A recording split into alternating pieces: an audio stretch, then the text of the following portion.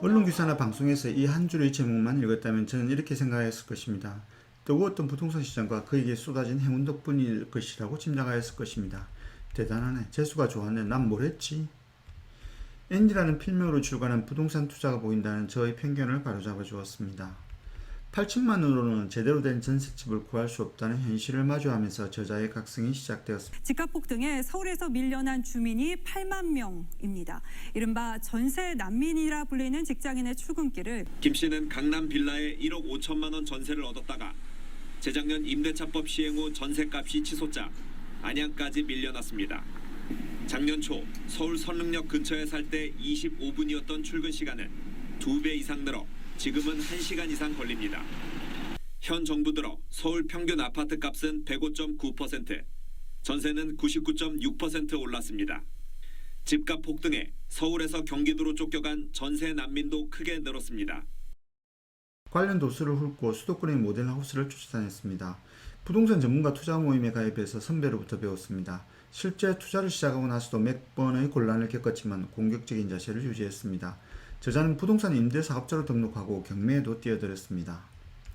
이놈의 부동산 정책은 얼마나 많이 바뀌는지 2017년 6월부터 2021년 2월까지 총 26건의 정부 정책이 발표되었습니다.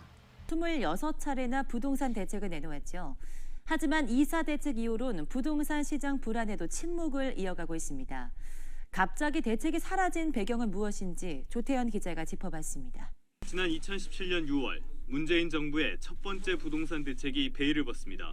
그리고 올해 2월까지 정부는 무려 26차례에 걸쳐 부동산 대책을 내놓습니다. 2017년과 2018년 그리고 2020년엔 각각 6차례, 2019년에는 7차례나 새로운 대책을 선보였습니다. 대부분은 대출과 세제 등 각종 규제를 총망라한 강력한 수요 억제책이었습니다. 올해 들어 부동산 시장이 수도권을 중심으로 펄펄 끓어오르는 분위기지만 정부는 반년 가까이 침묵을 이어가고 있습니다. 대책을 남발하면서 부동산 시장에 영향을 미칠 만한 정책을 소진해버렸다는 점이 첫 번째 원인으로 꼽힙니다. 정책 기조를 유지하는 한에는 마땅한 대책이 없다는 뜻입니다. 우리는 전 세계적으로 할 수 있는 수단들을 다 써본 것 같습니다. 수많은 대책에도 부동산 값이 천정부지로 오르는 등 부작용이 속출했다는 점 역시 정부가 적극적으로 나서기 어려운 배경으로 작용하고 있습니다.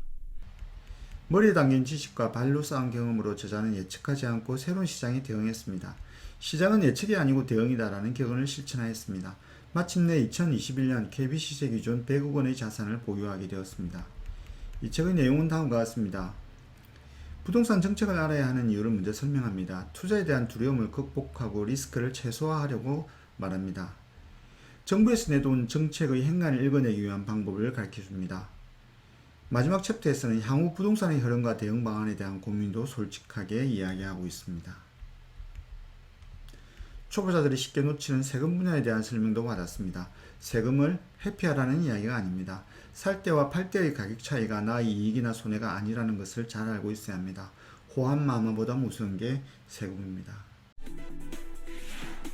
대한민국, 스웨덴, 그리스, 일본. 국가는 다르지만 이들에겐 공통점이 있습니다. 누구에게나 늘 함께하는 숫자, 바로 세금이 있다는 거죠. 도대체 세금이란 뭘까요? Το κυριότερο χαρακτηριστικό του φορολογικού συστήματος ήταν ότι υπήρχε ίση κατανομή των φόρων. Οι πλούσιοι πληρώναν τους φόρους. Ett område man trivs i. Just att man har närhet både till grönområde, natur och vattnet. どこの国でもね、国民は税金は安い方がいいですよ。 뭐 아니고 아깝기도 하고 또 의무이니까 내야 되기도 하고 또 안 냈을 때는 무섭기도 하고 또 잘 냈을 때 보람 있기도 하고.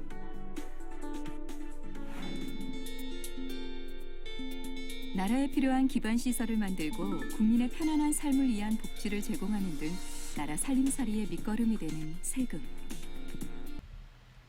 저자의 글 중 제가 가장 공감하는 부분은 다양한 사회적 현상을 분석하려는 그의 노력과 방법입니다. 저자는 저녁 뉴스를 보면서 향후 부동산 수요와 공급의 변화를 예상하는 데 도움이 되는 정보를 얻는다고 합니다.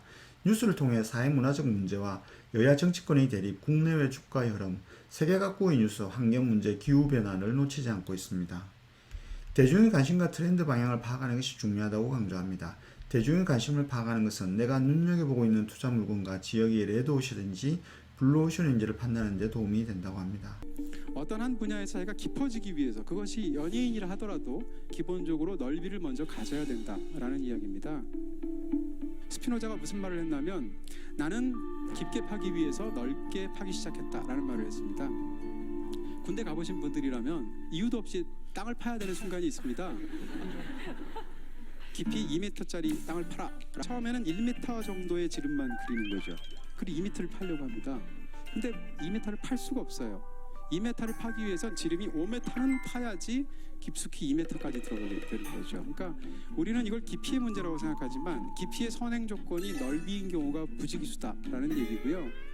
그렇기 때문에 만약에 아이들이 넓게 세상을 마주할 수 있다면 소방관이 꿈이 될 수도 있고 작가가 꿈이 될 수도 있고 연예인이 꿈이 될 수도 있고 뭐 의사가 꿈이 될 수도 있고 대통령이 꿈이 될 수도 있겠죠.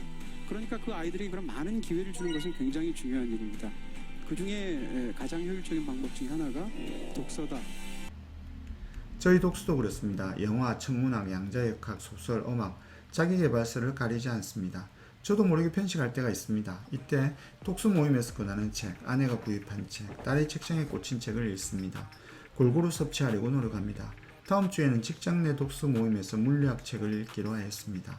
끊임없이 다양성을 가지려는 태도를 유지하는 게 중요합니다. 넓게 읽고 듣고 가보면 어딘가를 깊게 파고 있는 자신을 발견할 것입니다. 지난해 모임에서 저자 앤디를 만났습니다. 책 선물을 받고 한동안 책상 위에 놓아두었다가 집 문제로 이런저런 고민을 하다 마침 책을 발견하고 부랴부랴 읽었습니다. 요즘의 경기는 저자가 책을 집필할 때 주택시장의 분위기와 규제가 많이 다르긴 하지만 제가 해야 할 일은 똑같습니다.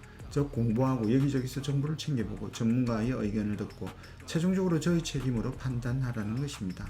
슬기롭게 해쳐보려고 합니다. 책으로부터 얻는 것이 많습니다. 엄밀하게 말하면 저자로부터 받은 도움입니다. 연결된 느낌입니다. 이상으로 영상을 마칩니다. 구독과 좋아요 부탁드립니다. 감사합니다.